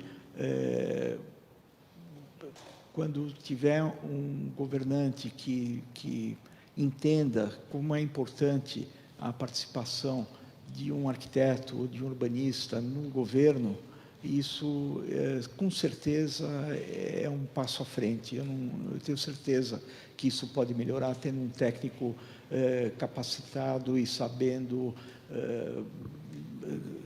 para onde o mundo está indo hoje, quais são as necessidades. Isso pode ajudar. A fachada ativa que a prefeitura fez já é uma coisa que eu acho bastante boa, porque já está propiciando essa modificação dos projetos. Isai, o Bruno me alertou que a gente só tem mais meia hora, infelizmente, porque a gente pode ficar falando com você horas aqui. E antes que a gente passe para o bloco da influência judaica e das suas origens, que é muito importante a gente fazer, eu queria que você comentasse a questão do minhocão, porque é exatamente isso que você está falando, né? Um gestor, ele precisa fazer uma opção, né, entre o investimento numa coisa ou na outra, vai tirar o minhocão, para onde vai o fluxo de carros, então anda sem carro, faz um parque, quanto custa a destruição. O minhocão pode ser um highline, que nem em Nova York. Queria que você comentasse qual é a tua impressão sobre o minhocão. Você tinha aquelas maquetes maravilhosas. Eu sempre quis fazer uma exposição aqui na Unibis, né, das suas maquetes. Não sei se vocês conhecem. Uma época o Isai fez aquelas maquetes engraçadíssimas das obras de viaduto que não levavam a lugar nenhum, rio que é enterrado e que não ressai do outro lado, que a gente está vendo que agora os rios estão saindo de tudo quanto é lado. Que solução para o minhocão? Não, primeiro que eu acho que tem que parar com essa coisa meio caipira de pegar ideias de fora e achar, vamos fazer transformar São Paulo na Paris, vamos fazer, né? São Paulo é isso que está aí, que a gente fez para o bem e do mal, para o bem e para o mal, que a gente faz todos nós juntos, todos os dias, e vamos ficar felizes com o que a gente tem. É terrível, mas é o que temos e está ótimo, no sentido que eu sou contra trazer ideias. Não, sim, mas é o que temos para hoje. Mas fazer o quê? Fazer um parque lá em cima do... Fecha, como ele já é fechado. Tem uma discussão bota muito grande. Jardins, floreiras e canteiros. A maioria, acho que, dos arquitetos é a favor da derrubada do minhocão. Mas mesmo eles... tem um grande defensor aqui na plateia também. Mas ele também já sabe que minha posição é um pouquinho diferente. Desculpe, aliás, eu me enganei. A maioria dos arquitetos é a favor do Parque Minhocão, de se fazer um parque no Minhocão, tipo Highline. Evidentemente que não dá para fazer um Highline aqui, porque não dá, né? Não tem esse dinheiro e nós não cuidamos do paisagismo com o cuidado que se tem fora do país, né? Então, eu acho que vai acabar ficando mal cuidado, se tiver plantinhas lá em cima. Quer dizer, a minha opinião, eu fico muito preocupado com a rua. E eu sou mais favorável à derrubada do Minhocão, porque ele realmente é uma tragédia na cidade. E eu, pessoalmente, sou favorável à derrubada por causa da luz, por causa da volta da vida para quem anda a pé e não para quem usa o automóvel, né? Entendi. Vamos, então, como vocês sabem, a ideia do História Contada é um pouco mostrar as origens judaicas e as influências, né? Não só na profissão, mas na vida. Então, queria que Isaac começasse contando de onde vieram seus pais e de que forma, né, a sua educação judaica, eu queria que nos contasse qual é a sua relação com a cultura judaica, te influenciou e te marcou ao longo do seu crescimento. Bom, minha mãe meus pais já faleceram, minha mãe era nascida aqui, já em São Paulo, de uma família que veio da Polônia, e meu pai também. Meu pai veio da Polônia depois da guerra. Ele passou a guerra, ele chegou aqui em 47, e ele passou 3 anos e meio com outro irmão e mais 2 irmãs, escondidos no porão de uma casa durante 3 anos e meio, até serem libertados. Depois disso, ele andou ainda pela Europa, acabou na Itália, e da Itália veio para a América do Sul e acabou parando em São Paulo, porque a irmã estava grávida e deu à luz justamente no momento que desceu em Santos. Eles sobreviveram à Segunda Guerra num sótão, morando na Polônia. Foram ajudados, então. Bom, todos os judeus têm uma história a contar desse tipo. Essa é mais uma das histórias terríveis. Meus avós tinham um moinho numa cidade a 2 horas e meia de Cracóvia, de carro, chamada Kopczewnica, e eles tinham um moinho, e no começo da guerra, meus avós pagaram para uma senhora católica esconder os 4 filhos. Então, meus avós ficaram escondidos numa casa, e os 4 filhos nessa outra casa aqui embaixo do quarto dessa senhora. E eles saíam à noite, né? De madrugada, de vez em quando eles saíam enfim, para andar pela cidade, né? Pela rua. Mas aí essa senhora acabou se tornando amante de um oficial, e um dia, na cama, com os 4 filhos embaixo no porão, ele falou que tinha acabado de matar o casal Weinfeld na cidade. E os 4 filhos ouvindo isso.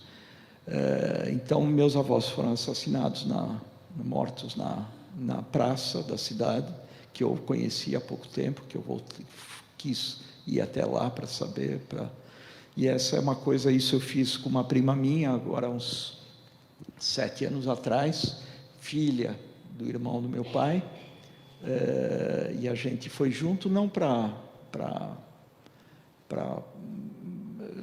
Para conhecer. descobrir as raízes, nada, simplesmente vamos ver, temos o nome da cidade, vamos pegar uma guia, vamos ver o que a gente acha, sem grandes expectativas. E, para nossa surpresa, as coisas foram acontecendo, pegamos uma guia, porque se você não pega uma guia polonesa, eles acham que você, como judeu, está querendo as propriedades de volta, então você não tem nem conversa. Então, para não assustar, e nesse caso a gente precisava de informações, enfim, fomos atrás, achamos a cidade, a plaquinha da cidade, e achamos as ruínas do Moinho. É uma cidadezinha que tem meia dúzia de ruas, uma vila muito pequena. Acabamos achando uma mulher dentro do moinho, que tinha um bar muito vagabundo, muito pobre, e a guia acabou conversando e mostrando e falando quem é. Enfim, ela resolveu pegar o carro, andar, e ela apontou a casa onde meus avós ficaram, a casa onde meu pai ficou. E eu sei que uma coisa terrivelmente mágica que foi acontecendo, que eu não quero estender, mas os vizinhos acabaram sabendo que eu estava, quem eu era, não sei o quê, chamaram uma pessoa e falaram: você tem que falar com tal cara que ele sabe tudo sobre isso. E aí, de repente, a gente falou e veio um cara na rua de bicicleta de 90 e poucos anos, que era o filho da mulher que escondeu meu pai. E ele falou: olha, seu pai não é nessa casa que a mulher mostrou. Seu pai e os irmãos ficaram escondidos na casa onde minha filha mora hoje. Você quer ir até lá? Nossa! E aí eu fui, e minha prima não conseguiu nem entrar na casa, e ele batia assim no chão e falava: está ouvindo? Está vendo que tem eco? Tem um sótão. E mais porque meu pai sempre me falava que quando ele saía fora, e tinha uma árvore de maçã no quintal, na janela do quarto dela. E eu achei, a árvore estava lá ainda. Nossa. Então, essas coisas muito poéticas, muito... continuando o dia, os vizinhos começaram na casa que meus avós estavam escondidos até morrerem. Eles resolveram se juntar, pegaram um machado, e como entramos na casa que estava abandonada, e eles falaram: é aqui embaixo da cozinha que ele ficava, começaram a quebraram o piso inteiro, tenho fotos de tudo, e o buraco estava lá, e eu entrei no buraco onde meus avós ficaram até... Isso é um voo de 10 horas daqui, né? E você, de repente, vê a história inteira terrível na tua frente, porque está tudo lá. As casas estão lá, não foram destruídas. Não, está tudo lá. Só voltando àquele primeiro trecho que eu achei tão chocante, você disse que seus avós saíram à noite, então, e aí foram assassinados pelo general, pelo oficial, que era amante da mulher que escondia eles. Isso. E ela também podia correr risco de ser... Ele podia matá-la também. Bom... Ela estava fazendo uma traição, né, de proteger judeus. É isso. Não, ela era paga para isso. Então, era paga em sacos de farinha. Esse era o acordo que eles tinham. Pela família Weinfeld. Pela família, pelos meus avós. Mas o oficial não sabia que ela protegia eles? Não. E aí ele contou para ela, na cama mesmo, que ele tinha assassinado os seus avós. Isso. E os filhos ouviram isso. Isso. Então, imagine, já chega com, além da guerra, com um trauma fortíssimo. Então, enfim... E sua mãe é nascida no Brasil, mas também é de família polonesa? Também de família polonesa. E vieram antes da guerra? Isso. Então, a minha relação... E você fala polonês?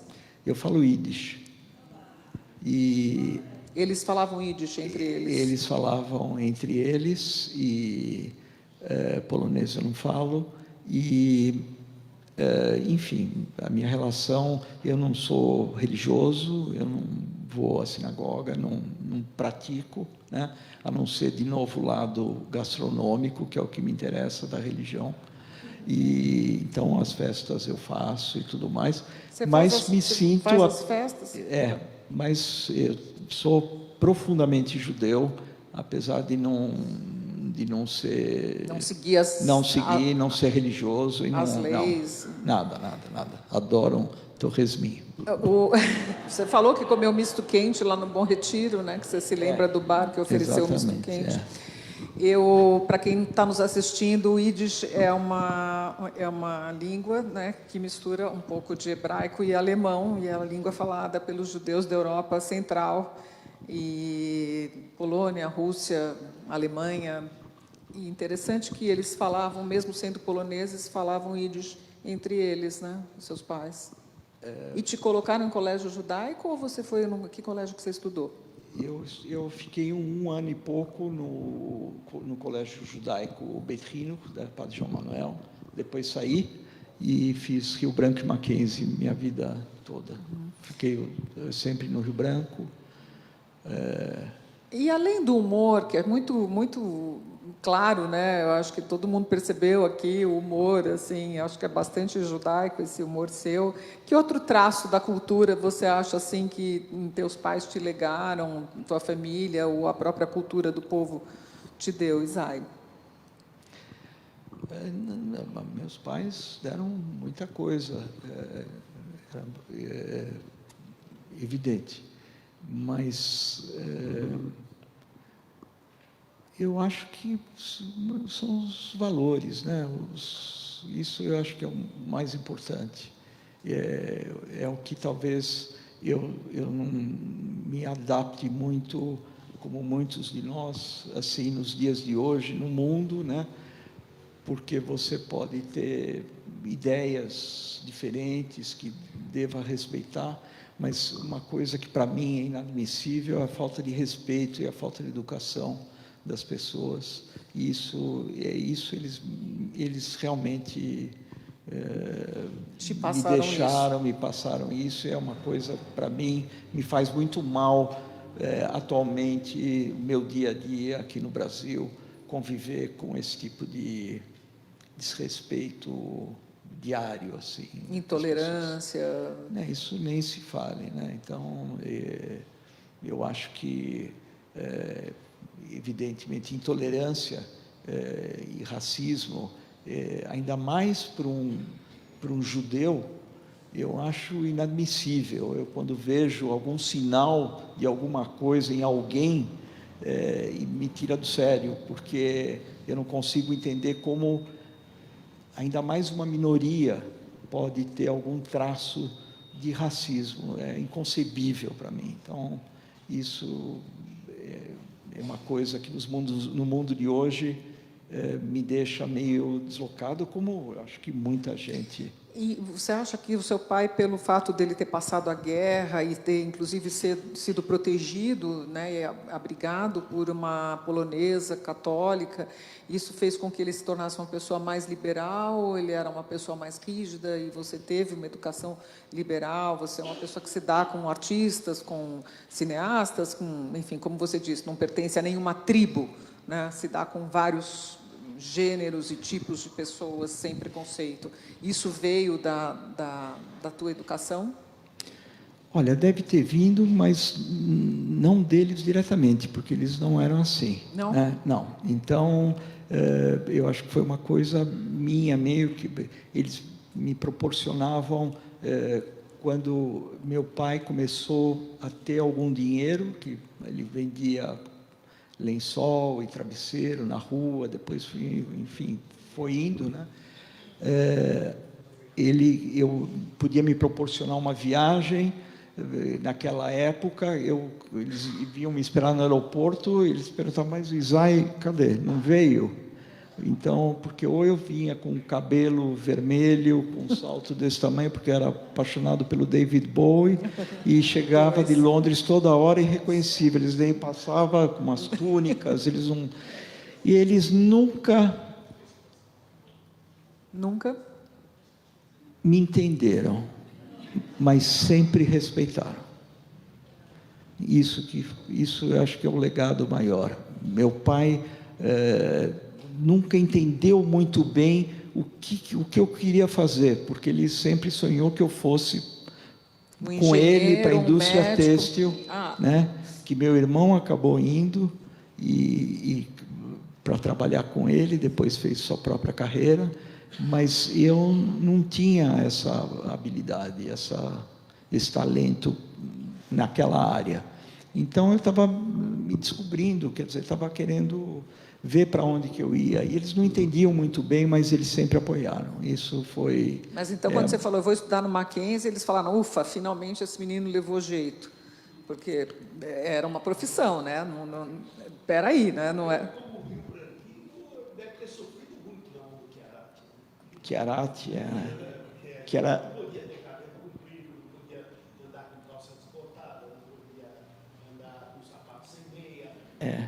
Aonde isso? No Colégio Rio Branco? O Chiarati... Você também fez Rio Branco?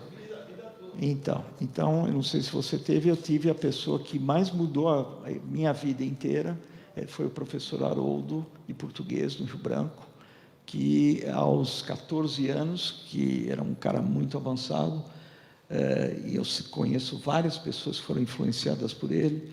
Ele gostava de cinema, ele que alugou Morangos Silvestres no Rio Branco, que eu assisti um Bergman pela primeira vez, e que foi um divisor de águas na minha vida, mudou minha vida totalmente depois de assistir esse filme nesta idade no Rio Branco. Que idade você tinha? 16, 17? 15 anos, por aí. E aí, nesse momento, você pensou que você ia ser arquiteto, não é? Eu, como te falei, você que está sem memória, Mona. Eu vi! Eu não quero ser arquiteto, te juro que eu não quero. Mas você falou, então vamos para uma faculdade que tem... Isso daí é um folclore, porque todo mundo, amigos meus que fizeram, principalmente a USP, né, a FAO, falam assim, a FAO forma de tudo. Músico, designer, ilustrador, escultor, pedreiro, 1% arquiteto. Foi isso com você também? Você falou assim, eu vou para uma faculdade, não, artes plásticas eu não vou fazer. Não, esse negócio de arquitetura mistura tudo. Ou você tentou vários vestibulares? Como é que foi isso? Não está claro para mim. Por isso que eu retomei a questão. Mas não está claro nem para mim. Isso que eu estou tentando te falar 2 horas aqui. Eu não tenho a mínima ideia, sinceramente. Eu entrei, tinha uma faculdade, eu entrei, estudei, passei, fiz o Mackenzie, saí capengando do Mackenzie, já fazendo curtas, fazendo muita coisa. Aliás, eu ouvi um podcast que o Márcio Kogan dizia que, quando ele saiu da faculdade, ele saiu completamente perdido, que ele não sabia o que ele queria ser. Oi? Não. Você também saiu perdido, assim? Você falou assim, o que eu faço? Agora não, você já estava trabalhando no escritório, né? Mas...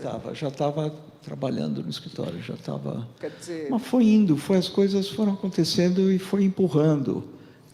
Mas eu sempre tomei o cuidado para não me levar à profissão sem eu perceber o que estava acontecendo ao meu redor, né? Tem eu acho que quando você vê os projetos, e eu realmente queria falar, esse livro ainda está no mercado, né? Acabamos de saber que esgotou, eles vão, na Alemanha, que eles vão reeditar, fazer uma nova edição agora. Essa semana eles me informaram. E quando você vê os projetos tão variados, e especialmente as escadas, que eu fiquei apaixonada, né? Eu acho que tem uma coisa que você fala assim... Nossa, tem uma escada que ele pensou, a escada vai, ela faz uma volta, ela é redonda, ela não cai no chão. De onde saiu de onde saiu esse sonho? A arquitetura é sonhar. Mas qual foi o... Né, você falou assim, não, a escada não vai chegar no chão. Ou tem uma outra ali que é um quadrado, aí ela vai descendo, aí os 3 últimos degraus caem lá muito mais para frente. Como é que nasce esse sonho?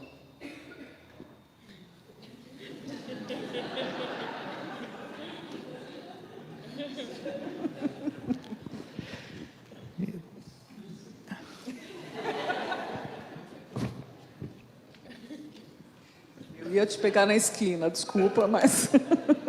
Não, mas eu adoro escada e adoro corredor. Corredor por causa do Bergman e escada por causa do filme 5.000 Dedos do Dr. T, que eu não sei se alguém lembra desse filme, de 1900 e nada, que tem uma escada inacreditável que vai para o céu e some lá. Então, a escada é uma coisa bacana, ainda mais se ela é circular. Eu gosto disso, você sobe mas você está olhando, ela vai te levando, você não sabe onde você vai chegar, é uma coisa mágica, né? Eu poderia te dar várias explicações psicanalíticas de por que eu... Mas não é muito a minha área. Então, as coisas são mais simples e eu levo a profissão e a vida... Eu me incomodo muito que você tem que dar uma capa muito teórica e intelectualizada ao seu trabalho, quando na realidade ela é mais simples. Então, apesar de eu fazer meu trabalho de forma muito séria, eu jamais me levei a sério, jamais. Isso eu acho uma chave importantíssima. Você achar que, sabe, não é ninguém, não está fazendo nada de melhor do que os outros. Como eu falei no começo, não levar o seu trabalho a sério. Isso é fundamental. E uma coisa terrível, que não é só nos arquitetos, mas tem muito, que é o ego, que é terrível, porque isso faz com que o profissional pense mais em fazer para ele do que fazer para o cliente. E isso é uma regra totalmente oposta à que eu fiz na minha vida inteira, entende? Não sou eu que vou morar nos lugares que eu faço, eu não posso fazer uma casa para mim. Eu estou lá traduzindo, tentando traduzir em arquitetura o que aquela família é, o que estão pensando, entende? Então... Você ouve muito o cliente antes de fazer o projeto, então o que ele quer? Tem uma sessão assim de... Não tem quem uma é sessão, você? Isso é fundamental. Eu sou muito melhor ouvinte do que arquiteto. Então, é daí que surgem as coisas. E não surgem só do que ele te pede. Vem um casal no escritório e fala, são 4 quartos, 2 banheiros, não sei o quê. Aí um olha para o outro e fala, precisa mesmo? É isso que eu puxo o projeto. Não é as coisas que eles estão dando no programa, é o que está escondido por trás. Por isso que eu sempre achei que, além de ouvinte, o arquiteto é muito mais um psicanalista do que um arquiteto, né? Porque você tem que entender realmente para quem que você vai trabalhar. Senão, você acaba fazendo a mesma obra a vida inteira. Isso é a coisa mais sem graça, quando você acha o seu estilo, e que eu, na minha opinião, via de regra, é o começo da decadência do profissional. Ficar se repetindo. Eu lembrei que a gente começou a falar e você disse, não, eu quero falar lá do Instagram, e a gente vive muito num mundo imagético, e eu fui buscar o seu Instagram. Claro que tem o Instagram do Isai Weinfeld e tem o Instagram do Isai Weinfeld Arquitetura. E tem esse traço do humor, né, do que você encontra pela cidade, né? O Bob Wolfenson disse aqui na entrevista que ele fez que ele reencontrou o público dele, que o Instagram foi um jeito também dele começar a dar palestras, as pessoas virem procurá-lo, saber do trabalho dele. Então, queria que você falasse da sua relação com o Instagram, Isai. O Instagram é isso, que eu não posso fazer através da arquitetura, é aquilo que eu falei, é quase um projeto, é um projeto. Vai fazer agora 5 anos e meio que eu comecei, que eu vou todos os domingos para a periferia de São Paulo fotografar, todos os domingos de manhã. E já fotografei, eu agora preciso de 1 hora e pouco para atravessar uma área, para ir numa área que eu não tenha ido ainda, de tanto que eu já fiz toda a área ao redor de São Paulo. E é onde eu posso colocar o humor e a crítica, que são as 2 coisas fundamentais assim para mim, né? Juntar as 2 coisas de uma forma que tem muito o meu jeito, e que talvez isso responda a primeira pergunta, que eu falo que eu não sou arquiteto. O que eu talvez tenha achado, que é o que todos nós temos, é o olhar. É isso que faz a diferença de cada um de nós, né? Como você vê as coisas. E esse olhar, por isso que eu falo que na literatura que eu estou agora praticando, é a mesma coisa. Eu não estou mais, eu estou à procura da técnica de como escrever, mas o olhar eu já tenho. Isso é o meu patrimônio. Então, por isso que eu falo que eu não me considero arquiteto, porque é o olhar que eu tenho como arquiteto, mas que eu tive como cineasta, que eu tenho como, enfim, qualquer coisa que eu possa fazer, a base é essa. E, por fim, se a gente pudesse fazer um livre exercício aqui de prancheta e redesenhar São Paulo, o que você manteria, o que você tiraria? Que era um exercício de sonho e de expectativas. Não, eu não mudaria nada. Eu não mudaria. Eu acho que, evidentemente, tudo pode ser melhorado. A cidade pode ter mais verde, pode ter menos automóvel, as calçadas podem ser mais andáveis, né? As ruas mais trafegáveis, né? Os rios poderiam ser limpos. Tem tanta coisa que poderia ser, mas não é. Madrid fez aquela coisa de cobrir o rio Manzanares e tem um parque lindíssimo que pouca mas gente tem muita conhece, coisa para fazer, mas que mudou completamente aquilo, uma área assim muito linda. Seria possível pensar um dia, de repente, se vai ter isso, mas nós uma temos que marginal ter Pinheiros coberta assim com nós parque tem que por ter cima. Gente com cabeça para fazer isso, nos postos corretos do governo, com possibilidade de financiamento, que a gente possa executar essas coisas. Tem muita coisa para fazer. Eu só estou falando, é evidente que ela pode ser muito melhor, mas eu acho que ela tem melhorado, por incrível que pareça. Ela ainda é feia, mas ela tem melhorado bastante. E uma vez eu falei, e vou repetir, porque eu acho que continua sendo válido, que eu acho que a cidade de São Paulo, que não tem nenhuma personalidade, isto acabou se tornando a personalidade da cidade de São Paulo.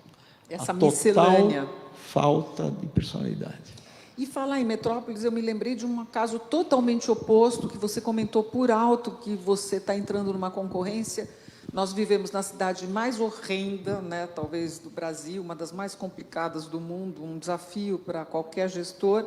E você me disse que você está entrando numa concorrência para mexer numa área de Viena, que é uma das cidades mais lindas, né, da Europa, de patrimônio histórico, mega conservado. Como é que é isso? Conta para a gente um pouco desse projeto. Não estou entrando.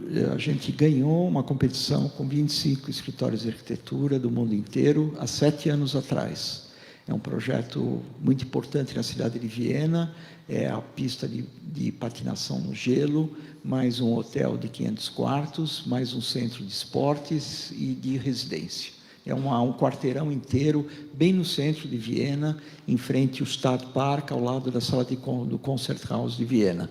Isso foi uma competição, é um projeto que eu tenho aprendido muito, ele ainda não começou, por incrível que pareça, porque teve muita discussão, ainda tem, é um projeto muito polêmico na cidade. Então, eu tenho aprendido muito, já sofri muito com esse projeto, mas eu tenho aprendido muito com ele. Tenho estado fazendo uma coisa que eu não gosto de fazer e nem tenho essa capacidade, que é um projeto muito político na cidade, então eu tenho que estar sempre conversando e discutindo com pessoas, enfim, do parlamento, dos partidos, do Partido Verde, desse, daquele, dos diretores da sala. É muito complexo e o projeto agora ele está sendo, me parece, mais 2 meses aprovado, definido. Já foi aprovado, já poderia construir, mas a Unesco fez restrições ao projeto e eu fiz uma modificação por minha conta no escritório e que parece que foi muito bem recebida. Então agora tem muita chance do projeto ser totalmente aprovado pela cidade, agora daqui a poucos meses. Então ele provavelmente deve começar a construir. E aí eles destroem uma parte da cidade, do centro, ou é em cima do... Não, é um terreno, é um quarteirão existente e vão destruir para fazer um novo hotel e fazer a nova pista de patinação, que está bem decadente e é uma coisa marcante na cidade. Todas as famílias passaram por lá já há décadas. Então, é uma coisa de muito apelo emocional para a cidade, por isso que tem muita discussão. Mas vai ser derrubado e feito novamente. E é uma possibilidade desse sonho, né, que eu falei, de você, de uma certa forma, redesenhar um coração de uma cidade. Interessante. E lá, que é uma cidade muito conservadora, né? Então, furar esse bloqueio, tem muitos... a gente recebe muito apoio de jovens arquitetos querendo que o negócio ande para frente para abrir uma certa relutância das pessoas, uma parte muito tradicional, não só da arquitetura, mas da urbanização da cidade. A gente falou de pais e não falamos da sua filha. Ela é artista como você, arquiteta, o que ela faz? Minha filha, que está aqui na minha frente, ela é verdade. Tem uma companhia de teatro infantil muito... Desculpe, não é infantil. Não é infantil. Faz teatro infantil, mas que agora, devo confessar, acabou de sair na Folha, nova peça da companhia, chamada Maria e os Insetos. Teve 5 estrelas e só tem elogios, e é uma peça incrível que acabaram de estrear no Sesc Consolação, e que agora está fazendo o circuito do Sesc, que é uma trilogia sobre 3 cientistas mulheres, e essa é a segunda parte. A primeira parte já tinha ganhado todos os prêmios ano passado de teatro infantil, e parece que essa também, porque está indo muito bem. Foi muito elogiado. Bacana. Ganhou uma propaganda grátis. Bom, Isai, como eu falei, a gente poderia ficar horas aqui. Acho que foi muito gostoso bater esse papo com você, ver toda a diversidade do seu trabalho. Vocês gostaram? Mas isso é pergunta que se faça? Sou cara de pau. E quero realmente agradecer a presença de todos vocês, convidar para os próximos. Uma vez por mês a gente entrevista aqui alguma grande personalidade que tenha tido um protagonismo importante na sua área. A gente vai estar no mês que vem com Arthur Nestrovsky, diretor da USESP, escritor, crítico musical, músico, compositor. E em maio, dia 20 de maio, a Lília Schwartz, escritora, 15 livros publicados, uma das criadoras também da Companhia das Letras. Estão todos convidados. E quero agradecer novamente ao Bruno, que me dá a possibilidade de fazer esse projeto junto com o Museu Judaico, né, em parceria com o Museu Judaico. Essa entrevista fica gravada, ela vai para os arquivos do Museu Judaico, arquivos digitais, ela fica na internet também. Muito obrigada, Bruno. E muito obrigada a você novamente. Eu que agradeço. Obrigado para todos. Obrigado.